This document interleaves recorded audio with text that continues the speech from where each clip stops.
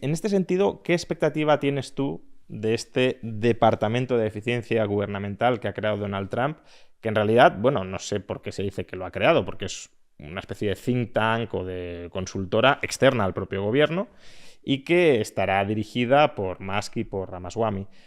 ¿Tú crees que de aquí puede salir algo positivo? Donald Trump en la nota de prensa lo ha llegado a comparar, para que veamos la importancia, al menos retórica, que le da, con el proyecto Manhattan de nuestra era. Es decir, que parece como que sí que se lo está tomando muy en serio. ¿Crees que podemos ver una reducción importante del tamaño y de la capacidad de intervención y de injerencia del Estado estadounidense a raíz de estas propuestas de regulación muy inspiradas en Milley, por cierto, porque tanto Musk como Ramaswamy han tomado a Milley como referencia de afuera, esto lo eliminamos, o va a quedar en humo? Bueno, esto es hacer futurología. Yo puedo decir que tengo esperanza en que la cosa sea eficiente, sea positiva y sobre todo vaya eliminando el enorme aparato burocrático que van creando los estados de forma natural. Y automática. Sí, sí, porque quiero decir, cualquiera que sube a un puesto de responsabilidad política en cualquier tipo de administración se ve en la necesidad de hacer cosas y de crear nuevas instituciones, nuevos organismos, para que se vea que él está haciendo cosas, porque al fin y al cabo yo creo que entra dentro de la lógica del negocio político. Pero al final se van creando aparatos que lo único que hace es desviar el dinero de los contribuyentes, muchas veces para mantener eso que solemos llamar redes clientelares. Y, en fin, como somos todos conscientes de que esto es así, y es así de forma muy importante, pues no tenemos por qué negarlo. Un ingeniero cántabro abrió una cuenta en Twitter hace ya muchos años, creo que ahora tiene más visibilidad, en donde cruzaba informaciones del portal de transparencia con informaciones de Internet. Y descubría, oh sorpresa, que los ayuntamientos pues pagaban las imprentas, los medios de comunicación, a gente que habían sido parte de su partido, ¿no? El partido que estaba mandando en el ayuntamiento correspondiente.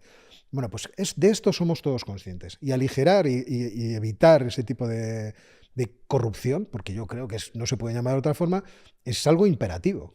Que además, si no se hace de forma sistemática, va a ser un fracaso. Porque la tendencia, como digo, natural es a que esto vaya creciendo, pues si estamos pagando ahora el 50% de nuestra renta para que la maneje el Estado, ¿por qué solo el 50%? ¿Por qué no el 60%, el 70%? Esto seguirá subiendo. Es así, es su tendencia. Entonces, desde ese punto de vista, muy ilusionado. No voy a decir lo contrario. Es verdad que observo un conflicto de intereses. Estos dos señores son empresarios que han tenido tratos con la propia administración, que se han beneficiado de subvenciones. Entonces, bueno, pues uno tiene también la sospecha de que si encuentran la posibilidad de arrimar el asco a su sardina, a lo mejor lo hacen. Y eso es lo que a mí me causa preocupación. Lo que pasa es que al no ser una agencia pública... Eso te iba a decir, que al no ser una agencia pública, pues es por ahora el ejercicio... yo es lo que creo que no vamos a encontrar, un ejercicio racional de evaluación de las capacidades del Estado y de esas capacidades cómo se están poniendo en marcha a través de instituciones concretas para determinar qué es lo que sobra.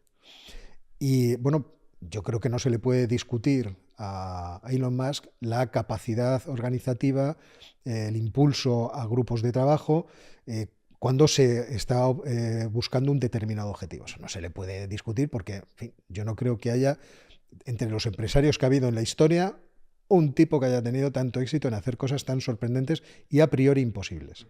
Yo me acuerdo cuando hablaba con mis hijos y decía, ojalá algún día saque SpaceX a la bolsa, pues metemos ahí todo el dinero. O sea, este muchacho es realmente, o cuando mi compañero de despacho, el profesor Aranzadi, también autor de la escuela austríaca, me decía, Óscar, es que este tipo va a crear el futuro. O sea, hay que meterse a invertir en lo que haga porque este tipo está inventando positivamente el futuro.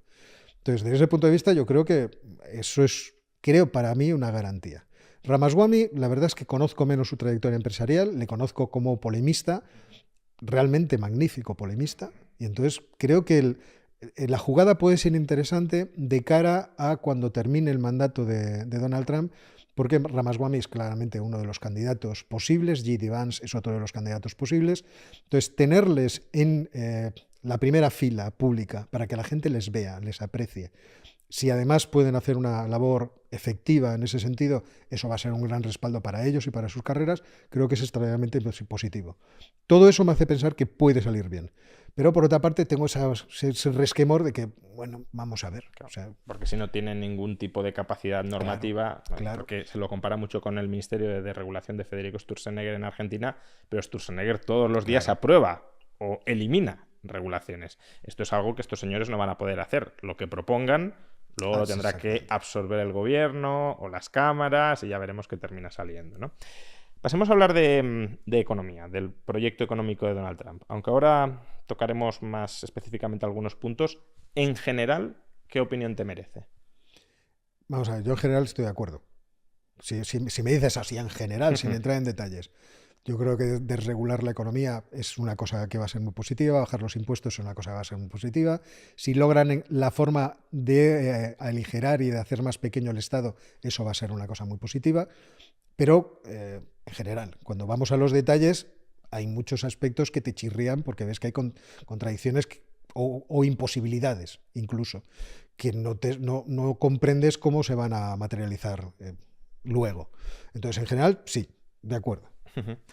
Vamos con algunos de esos puntos problemáticos. Uno de los más claros es el caso de los aranceles, que a los liberales, bueno, yo incluso diría que a la profesión económica en general, porque ya ni siquiera hace falta ser liberal para ello, pero desde luego a los liberales nos chirría muchísimo, porque el liberalismo surge de una reacción al mercantilismo y uno de los rasgos más definitorios, o al menos característicos del mercantilismo, era el proteccionismo exterior, ¿no? Entonces, Adam Smith, como reacción al mercantilismo, librecambismo, etc. Entonces, de alguna manera ataca esencias muy nucleares del pensamiento liberal. ¿Cómo ves el tema de los aranceles? Porque Trump inició este repliegue proteccionista, Biden no lo revirtió, en muchos casos lo incrementó, y ahora, claro, como no lo ha revertido, pues Trump dice, todavía más aún que Biden. ¿Ves riesgos? ¿Ves oportunidades? ¿Tiene algún sentido? Porque hay incluso gente del entorno del Mises Institute que se ha ido volviendo muy trumpista y claro, en lugar de decir, oye, me he vuelto trumpista porque me gusta esto, pero esto me sigue sin gustar, al final terminas comprando todo el pack, ¿no? Y ya estoy viendo incluso liberales diciendo, oye, pues a lo mejor lo de los aranceles como forma de estimular la competencia interior y el desarrollo de empresas no está tan mal. ¿Tú cómo lo ves? Yo lo veo desde el punto de vista geopolítico, creo que es el único punto de vista que desde el que se puede justificar. Es decir, si yo tengo una serie de socios comerciales, tengo una serie de países a mi alrededor y todos somos democracias, todos tenemos libre iniciativa económica y por lo tanto economías capitalistas, está claro que los aranceles no tienen ningún sentido, es una medida empobrecedora para todos. Esto, como decía el bueno de Obélix, cuanto más locos seamos, mejor, y en el caso de la economía se demuestra constantemente. Cuantos más locos seamos, mejor, más libres, podamos intercambiar de forma más fluida, todo lo que sea necesario para satisfacer las necesidades de la gente. Desde ese punto de vista, yo creo que ningún economista debería cambiar su posición porque Donald Trump haya decidido ser proteccionista. No. Pero claro, cuando nos vamos al asunto puramente geopolítico, es decir, ¿qué riesgos afronta mi país si abro mi mercado de manera irrestricta a países que no son democráticos como yo? Que esto del libre comercio lo tienen ahora, pero pueden renunciar a ello. En los que el Estado de Derecho existe de maneras muy defectuosas. Y por lo tanto hay una gran arbitrariedad a la hora de que yo pueda, por ejemplo, situarme en su territorio para comprar y vender y comerciar de forma libre. Entonces la cosa cambia mucho. Es decir, si yo tengo un país como China, porque este es el asunto concreto, si yo tengo un país como China, que todavía es una economía de ingreso medio bajo, y por lo tanto a través de las normas de la Organización Mundial del Comercio puede establecerme aranceles mucho más altos de lo que yo le puedo cobrar, yo estoy haciendo el primo si no le hago una guerra comercial. Y además, teniendo en cuenta que ese país se ha beneficiado enormemente de transferencias de capital y transferencias de ahorro. Y tecnológicas. Claro, y tecnológicas para hacer, creía que había hecho tecnológicas, pero había hecho de capital. Para poder crecer en términos de poder y que ese poder además lo va a tratar de proyectar en términos militares para excluirme a mí incluso de relaciones comerciales en el entorno de ese país. Entonces, ¿por qué tengo que yo colaborar con ese país? Es un absurdo. Entonces, los aranceles me parecen una idea magnífica. Es cierto que Donald Trump va a otra cosa, porque le van a poner aranceles a todo. Hasta sus nietos. O sea, si se descuidan, va a ser un arancel universal. Entonces, claro, Donald Trump piensa que la manera en la cual se ha concebido la economía estadounidense hasta el momento ha producido una necesidad de déficit exterior enorme que ha desindustrializado el país. Sí, Entonces, esa es la tesis, claro. entonces, ahora mismo no está viendo solamente a China, que en el asunto geopolítico, de que eso es muy claro, sino a todos los demás. Dice, ¿cuál es el déficit de balanza comercial que yo tengo con el mundo? 3,5 billones de dólares. Esto es injusto. Entonces lo que tengo que hacer es corregirlo. ¿Y cómo puedo corregirlo? Pues haciendo que en mi país la industria vuelva a florecer. Para eso proteccionismo a saco paco, y vamos a crear dos grandes polos productivos. Los chinos harán lo que puedan y luego nosotros.